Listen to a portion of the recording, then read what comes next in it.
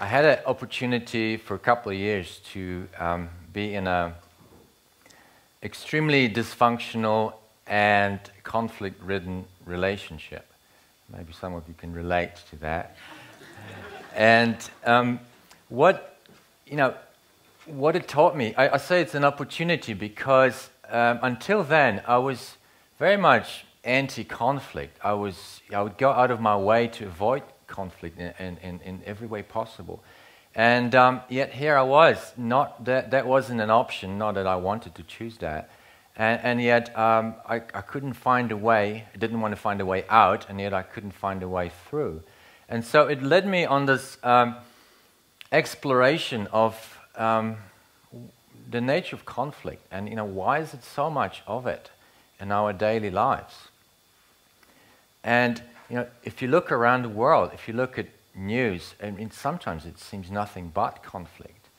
We have the best science, we have the best technology, we have the best medicine. We know more than ever before. We have this huge, long history to look back and to learn from, and yet there is more conflict around the planet now than ever before. There are more wars going on at this time than ever before in human history.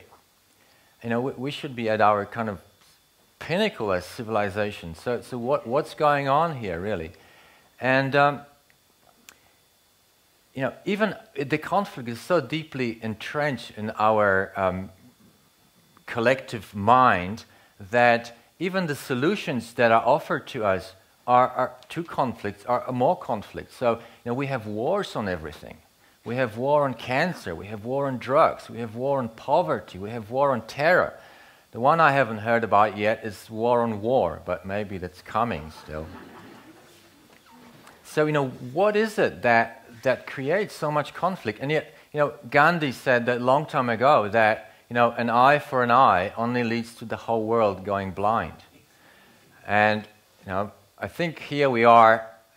The theme of this gathering loosely is change-making. We see the need for change, and so we're beginning to see that. It's actually, something is not working here. So from my own personal explorations, I'd like to share with you what I've come up with. And I really need to begin with how we process information, because that's really a key, I found. And just notice that whenever there is a little quantum of information coming at us, we immediately evaluate it. If it fits into what we know and what we believe, we accept that. If it doesn't fit, we reject that or disagree with that. And of course, we are emotional creatures, and if we feel strongly about something, then we don't just agree or disagree a little bit, we agree or disagree very strongly. And we are, for all our science and reason and logic, we are driven by emotions. We don't fall in love because it makes sense. We don't risk our lives climbing mountains because it's logical or pragmatic. There's really nothing there. So we do those things because it gives us certain emotional boost, and that's why I say that we are run on emotions. So even as I present this idea to you, and you're here to be open to new ideas and to be challenged in some way, just notice in yourself the first reactions that you get from a new idea coming to you. You might say, "Oh yeah, that really makes sense. I agree with that." Or you might say, "This guy is talking absolute nonsense." And I say either way is fine. We're not talking about the content here. We're talking about the actual pattern of behavior, of how we react. Because it is a reaction. It's not a response. We just react to this information. And there's so much information coming at us all the time that we do not often look closely at that. We just see something and we immediately take a position on that. And then often we feel compelled to defend that position. And yet, if you really look at the nature of knowledge, of what we know, very quickly realize there are very few facts. most of what we know are perspectives. There are points of view. There are ideas, theories. Sometimes very educated ones. If someone spends a lot of time on something, yes, their point of view, their perspective is very educated, very cultured. But it is only a point of view. It is not a fact. And I give you a little example. There's a stone, right? And if we had the opportunity to show it to a person from a Stone Age, they could look at it and say, well, it's fractured and it's small. I couldn't really make tools out of it. I'm not really interested.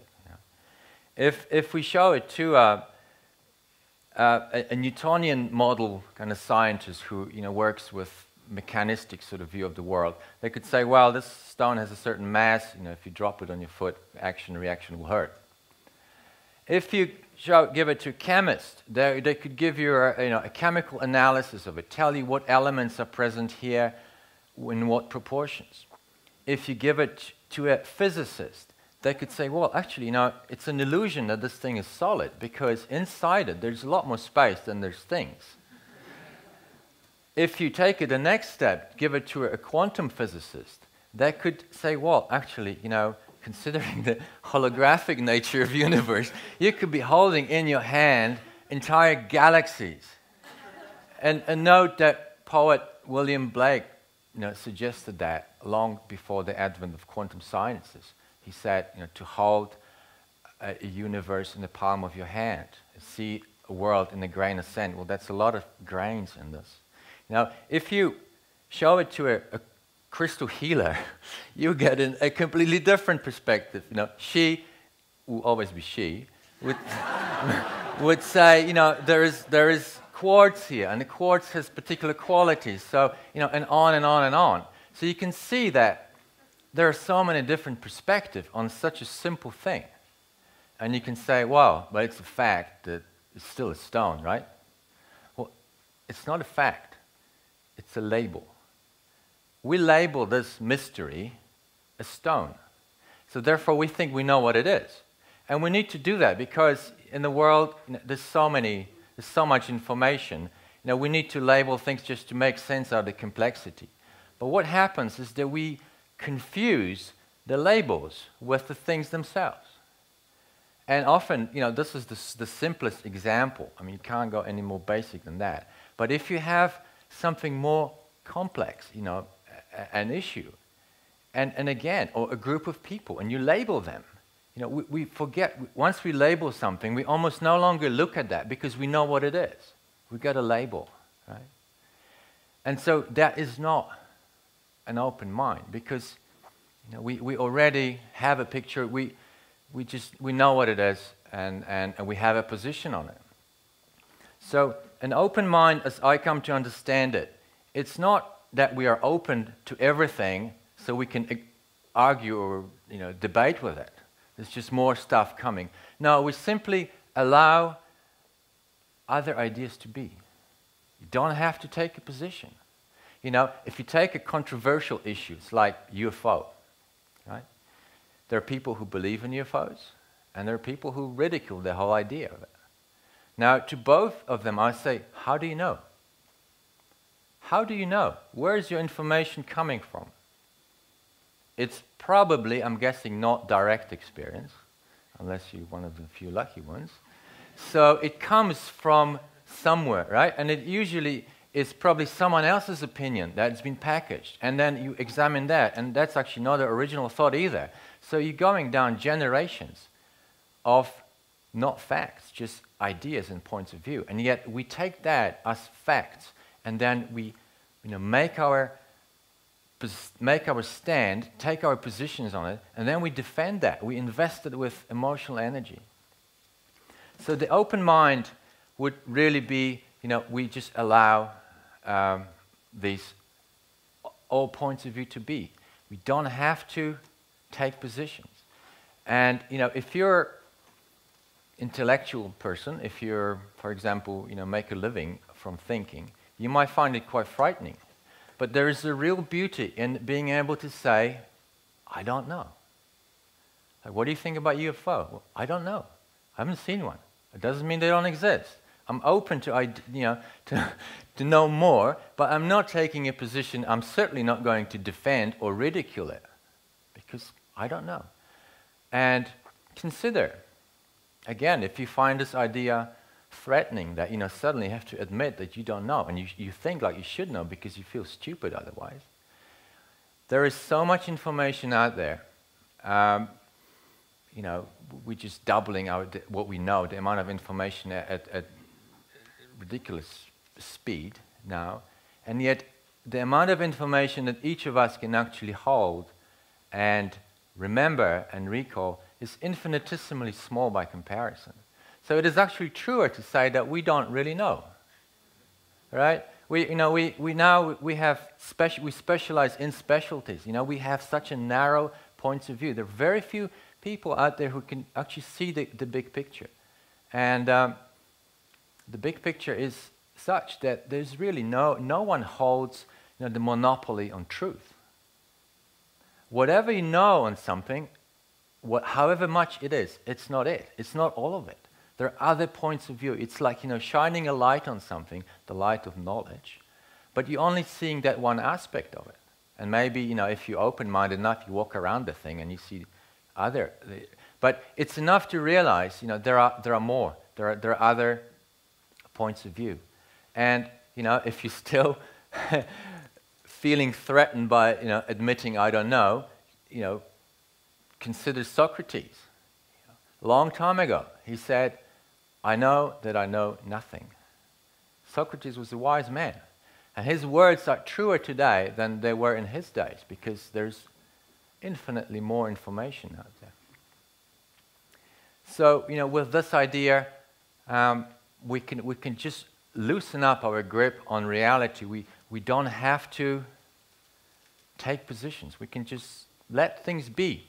We don't have to. You still can have your own opinions, your own perspectives, but you don't have to criticize others because they're different. There's someone looking at it from a different point of view. And of course, there's an exception to that, and that is when that position we take comes from really deep inside.